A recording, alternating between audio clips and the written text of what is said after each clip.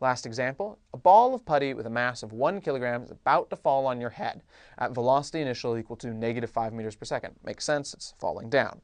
So which one's going to hurt worse? It lands and sticks on your head, so it lands and it hits and its final velocity is 0, or it bounces off of your head with a velocity final equal to 4 meters per second. Let's call these cases, we'll call them A and we'll call them B. So in case A, it bounces off of your head. No, sorry. Opposite of that. In case A, it hits your head and it sticks in place. In case B, it bounces off of your head. Which one of those is going to hurt worse? Well, normally we think of things that are bouncy as being good. They're easy, right? You wouldn't be bothered by a super ball being dropped on your head and bouncing off your head because it wouldn't hurt much. But what's really going on? Which one's taking more force? The super ball that hits your head and just sort of sticks there, or the super ball that hits your head and ricochets right off? Well, we can break this down with physics and math. So in both cases, what is really going to be defined as hurting?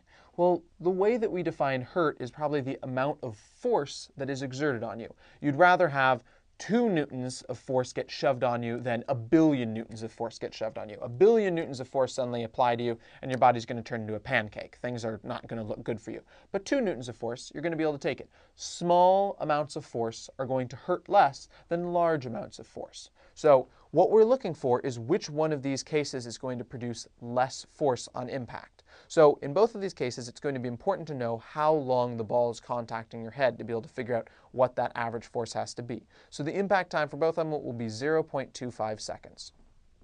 So let's figure out how much force is involved. So to do that, we'll need to figure out what the impulse in both cases are. So to do that, we're going to need to know what the initial momentum is and what the final momentum is. From there, we'll be able to figure out the impulse, and with impulse, we can pretty easily get what the force is. So in both of them, we're going to need to know what is that initial momentum. Initial momentum is going to be the mass, 1, times the initial velocity, -5.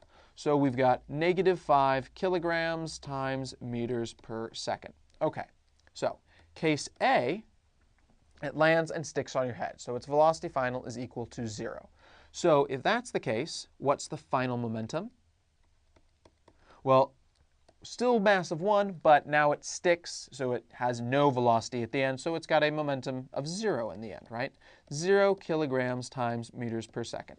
Compare that to B, where we've got a final momentum which is equal to 4. So we've got a final momentum that's equal to a mass of 1 kilogram times 4 meters per second. So it's got 4 kilograms times meters per second. So it might make sense at this point to go, okay, the one with less change in the momentum is the second case, B, because we go from 5 to 4. But that's not the case, right? The whole case is we go from -5 to 4. So which is a bigger change, going from -5 to 0 or from -5 to 4? So we check that out. We get change in momentum is equal to the final minus the initial. So +5 kilograms times meters per second is what it is for A. In B, whoops, we don't need to write B again. Change in momentum is going to be equal to 4 minus a -5, so we get 9 kilograms times meters per second. So there's more change in momentum in case B than in case A. So it's going to make more sense for B to hurt because that force to change that momentum is going to have to come from somewhere. We've got a constant time, so it's got to be that the amount of force involved is going to have to be more in case B. Now we'll finish this out, but at this point we can see that the answer is going to be it's going to hurt more in case B.